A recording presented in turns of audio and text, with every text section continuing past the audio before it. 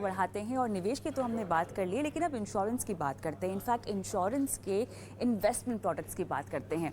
Insurance खर्चा नहीं है, ये दरअसल एक सुरक्षा कवच है। और ऐसा ही एक इंश्योरेंस प्लान है गारंटीड रिटर्न प्लान, या गारंटीड रिटर्न स्कीम के नाम से हम इनको जानते हैं।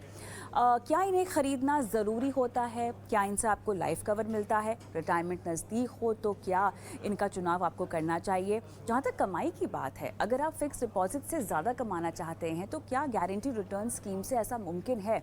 इन्हीं सब सवालों के जवाब देने के लिए हमारे साथ अब जुड़ गए हैं PolicyX.com के फाउंडर और CEO नवल गोयल।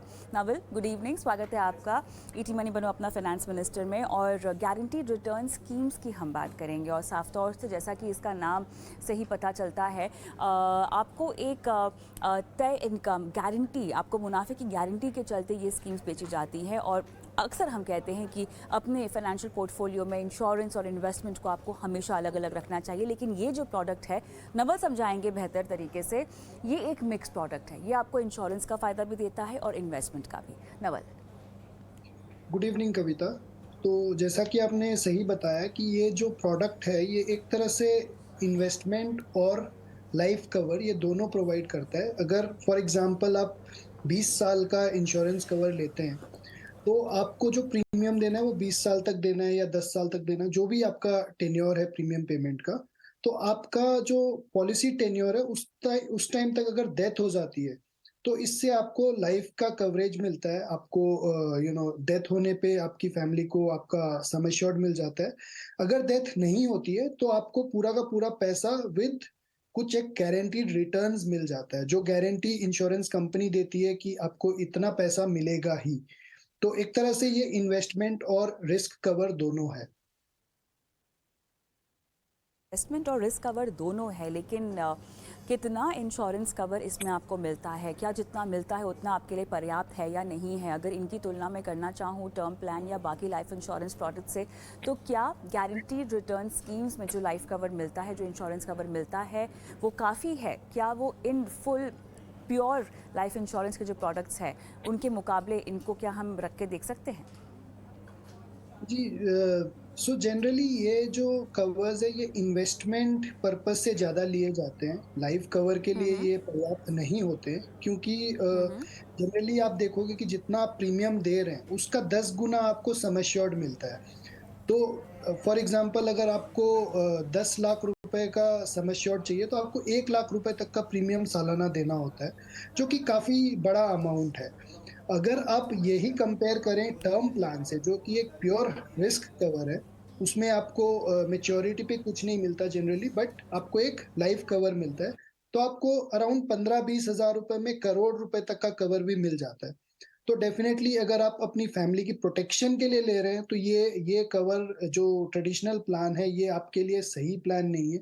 ये प्लान उसके लिए सही है जो आप एक टैक्स बेनिफिट का पर्पज़ से 6-7% का रिटर्न कमाना चाहता है। बट अगर आप सच में इंश्योरेंस लेना चाहते हैं तो मैं सजेस्ट करता हूँ कि आप टर्म प्लान लीजिए। और अगर आपके पास उसके अलावा पैसा बच जाता है इन्वेस्टमेंट के लिए तो आप यूलिप खरीद सकते हैं या कोई भी ट्रेडिशनल प्लान्स भी खरीद सकते हैं। बट टर्म प्लान एक तरह से आपकी फैमिली को प्योर प्रोटेक्शन देता है। भी है इंश्योरेंस की, ठीक है, लेकिन इन्वेस्टमेंट की बात करते हैं, क्योंकि नवल आपने शुरुआत में कहा कि अधिकतर इस तरह के प्रोडक्ट को लोग इन्वेस्टमेंट प्रोडक्ट के तौर पे ज़्यादा खरीदते हैं। मुझे ये जानना है, अब निवेश के तो आपके पास और भी बहुत सारे विकल्प हैं जिसमें इंश्योरेंस का कोई एंगल नहीं है, लेकिन वो प्योर इन्वेस्टमेंट प्रोडक्ट है। और हमेशा हम कहते हैं कि आपको इसी तरह के प्रोडक्ट में निवेश करना चाहिए। लेकिन जहाँ तक guaranteed income, guaranteed return scheme की बात आती है, इसमें इन्वेस्टमेंट्स कहाँ कहाँ पे किया जाता है? मान लीजिए आप प्रीमियम दे रहे हैं साल का, और उसमें से कुछ हिस्सा आपके प्रीमियम का जाता है इंश्योरेंस में और कुछ हिस्सा जाता है इन्वेस्टमेंट में, उसमें से कुछ हिस्सा जो है एडमिनिस्ट्रेशन चार्जेस के तहत भी कट जाता है। तो जो हिस्सा इन्वेस्टमेंट के तौर पे जा रहा है नवल, वो कहाँ कहाँ निवेश होता है? अलग अलग तरह की पॉलिसीज़ हैं बाज़ार में, फीचर्स अलग अलग हैं, तो उस तरह से मुझे बताएं कि इन्वेस्टमेंट वाला जो हिस्सा है उसमें आपके पैसे कहाँ कहाँ लगाए जाते हैं?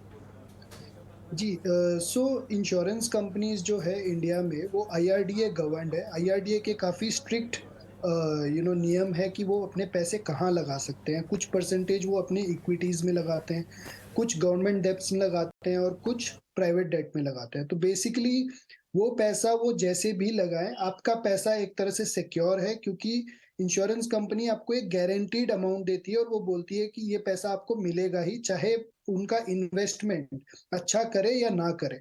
तो इसी वजह से इसको गारंटीड प्लान भी कहते हैं, और क्योंकि आईआरडीए गवर्न्ड है तो डेफिनिटली इसमें रिस्क बहुत ही कम है एक कंज्यूमर के लिए, क्योंकि आईआरडीए ने काफ़ी कुछ सॉल्वेंसी रेशियो की लिमिटेशंस रखी हुई है, और लाइसेंस देते वक़्त भी एक सर्टेन नेट वर्थ होना चाहिए। तो काफ़ी कुछ आईआरडीए ने किया हुआ है कंज्यूमर इंटरेस्ट को प्रोटेक्ट करने के लिए। लेकिन मुझे ये समझाएं कि इन्वेस्टमेंट के लिहाज से आपके पैसे जहाँ भी लगाए जाते हैं वहाँ पर क्या आपको महंगाई को मात देने वाला रिटर्न मिलता है? क्योंकि देखिए, अंत में अगर इन्वेस्टमेंट आपका मकसद है इस तरह के प्रोडक्ट में निवेश करने का, तो आप मुनाफा कमाना चाहते हैं, आप रिटर्न कमाना चाहते हैं, और रिटर्न तो तभी बढ़िया होगा जब आपको महंगाई से ज़्यादा कमाई हो, है ना? फिक्स डिपॉजिट से ज़्यादा तो हर कोई कमाना ही चाहता है, लेकिन महंगाई से भी ज़्यादा आपको रिटर्न मिले, ये आपके पूरे पोर्टफोलियो का भी मकसद होना चाहिए। तो क्या इस तरह के रिटर्न मिल पाते हैं आपको इस प्रोडक्ट के ज़रिए? जी, सो अगर आप इन्फ्लेशन बीट करने की बात करें तो बेस्ट प्रोडक्ट इक्विटी होता है, इन्वेस्टमेंट इन्फ्लेशन को जो बीट करता है ईयर आफ्टर ईयर, डेफिनेटली उसमें रिस्क हायर रहता है। बट इस तरह के प्रोडक्ट जनरली जो बेयरली इन्फ्लेशन को बीट कर पाते हैं, अगर आप इंडिया की बात करें तो मतलब पिछले कुछ सालों में देखा गया है कि इन्फ्लेशन रेट 5 से 6% तक रहता है। तो इस तरह के प्रोडक्ट आपको वही टाइप का रिटर्न्स देते हैं, 5 से 6%, उससे ऊपर एक्सपेक्ट नहीं कर सकते आप, क्योंकि ये गारंटीड है, तो डेफिनिटली रिस्क फ्री है। But at the same time ये इन्फ्लेशन को बीट करने के लिए सही प्रोडक्ट नहीं बोलूंगा मैं, क्योंकि इन्फ्लेशन को बीट करने के लिए आपको थोड़ा कंपोनेंट इक्विटी का जरूर चाहिए। अब चलिए, तो यहाँ पे रिटर्न के लिहाज से तो 5 से 6% में आजकल क्या ही किसी का होता है, लेकिन जब आप इसमें निवेश करते हैं और जब पैसे निकालते हैं तो क्या टैक्स लगता है? निवेश करते वक्त आपको क्या टैक्स छूट मिलती है? क्योंकि नवल, कहीं ना कहीं ये टैक्स छूट के चलते बहुत सारे लोग, एक तो जानकारी भी नहीं होती है ना प्रोडक्ट्स की, और समझना ज़रूरी भी नहीं समझते, और इस तरह के प्रोडक्ट खरीद लेते हैं क्योंकि सिर्फ इसीलिए क्योंकि उनको टैक्स का फ़ायदा मिलता है।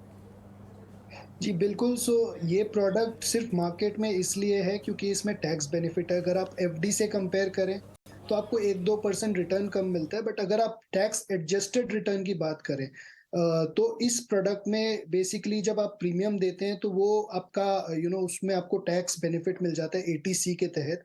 बट उसकी एक लिमिटेशन, आप 1.5 लाख तक ही ले सकते हैं वो टैक्स बेनिफिट, और जब आपको वो पैसा वापस मिलता है, तो भी आपको उसमें 80D के तहत टैक्स बेनिफिट मिलता है। उसमें कुछ कंडीशंस हैं, जो कि जनरली वो कंडीशंस फुलफिल करती है ये ट्रेडिशनल प्लान्स, क्योंकि ये डिज़ाइन्ड ही उसी तरह से होते हैं। तो डेफिनिटली वो टैक्स बेनिफिट मिलता है, बट टैक्स बेनिफिट के बावजूद मतलब मैं बोलूँगा कि एफडी और इसमें डेफिनिटली एक एक आध परसेंट का बेटर रिटर्न्स आता है, बट इसमें लिमिटेशंस ये है कि आप सिर्फ 1.5 लाख रुपए सालाना इन्वेस्ट कर सकते हैं, और एफडी में आप कुछ भी अमाउंट कर सकते हैं। और दूसरा ये कि ये मोर और लेस एक तरह से एक टेन्योर के लिए आप बंध गए। बस एफडी में जनरली आप छोटे टेन्योर की पॉलिसी एफडीज़ करवा सकते हैं 2-3 साल की। तो अगर मैं कंपेयर करूँ तो मोर और लेस एफडी से बस 1.5 लाख रुपए पे आप टैक्स बचा पाएँगे इसमें। और राइट, टैक्स के लिहाज से यहाँ पर आपको भले ही टैक्स छूट मिल रही हो निवेश करते वक्त, लेकिन महंगाई को मात देने वाला रिटर्न तो आपको मिल नहीं रहा है। अब मुझे ऐसे बताएं, अगर किसी को इस पॉलिसी में से निकलना हो, निवेश की बात तो हमने समझ ली है, लेकिन अगर किसी को निकलना हो तो किस तरह की शर्तें हैं, किस तरह की कंडीशंस है, और घाटा कितना होगा, मुनाफा कितना होगा? सी जनरली ये हर पॉलिसी एक सरेंडर वैल्यू के साथ आती है, तो डेफिनेटली अगर आप निकलते हो तो आपका काफ़ी पैसा कट जाता है, क्योंकि इंश्योरेंस कंपनी जो है वो काफ़ी पैसा खर्च करती है इनिशियली कस्टमर एक्वायर करने के लिए। अगर वो कस्टमर 1-2 साल में पॉलिसी को रिडीम कर लेता है तो उनका नुकसान होता है। इसी वजह से उन्होंने क्लॉज़ डाले हुए हैं कि अगर आप लेट्स से सेकंड ईयर बाद निकालते हैं तो आपका 30% कटेगा या 40% कटेगा। सो डेफिनेटली अगर आप शॉर्ट टर्म देख रहे हैं तो ये पॉलिसी आपके लिए बिल्कुल भी नहीं है। आप लॉन्ग टर्म होराइज़न के साथ ही ये खरीदें। एग्ज़िट रूट्स है, बट वो एग्ज़िट रूट्स ऐसे हैं कि आपको काफ़ी कॉस्ट बेयर करना पड़ता है, और डेफिनिटली आप देखते हो कि 5-6 साल में भी आपका कोई रिटर्न नहीं बना, क्योंकि 5-6% अगर आपका पैसा बढ़ रहा है, तो इवन 5-6 साल के बाद वो 25-30% ही बढ़ा। तो डेफिनिटली आप वही पैसा को इसमें लगाएँ जो आपको मोर और लेस आप श्योर हो कि वो पैसे की आपको ज़रूरत नहीं पड़ेगी। अदरवाइज़ आप बेटर प्रोडक्ट्स हैं मार्केट में, यूलिप जैसे प्रोडक्ट्स जिसमें आप बेसिकली कभी भी डाल सकते हो, निकाल सकते हो और उसमें पैसा कटता भी कम है। चलिए, तो कुल मिला के यहाँ पे हमने गारंटी रिटर्न स्कीम्स की तो बात कर ली है, और भले ही टैक्स छूट मिलने के लिहाज से ये काफ़ी अट्रैक्टिव प्रोडक्ट हो, वरना कमाई के लिहाज से अगर देखा जाए या इंश्योरेंस कवरेज के लिहाज से देखा जाए तो आपके पास बाज़ार में इससे भी बेहतर ऑप्शंस या विकल्प मौजूद हैं जिनके बारे में आपको सोचना चाहिए। नवल, बहुत बहुत धन्यवाद समय निकाला और गारंटीड रिटर्न स्कीम्स के बारे में दर्शकों को जानकारी दी।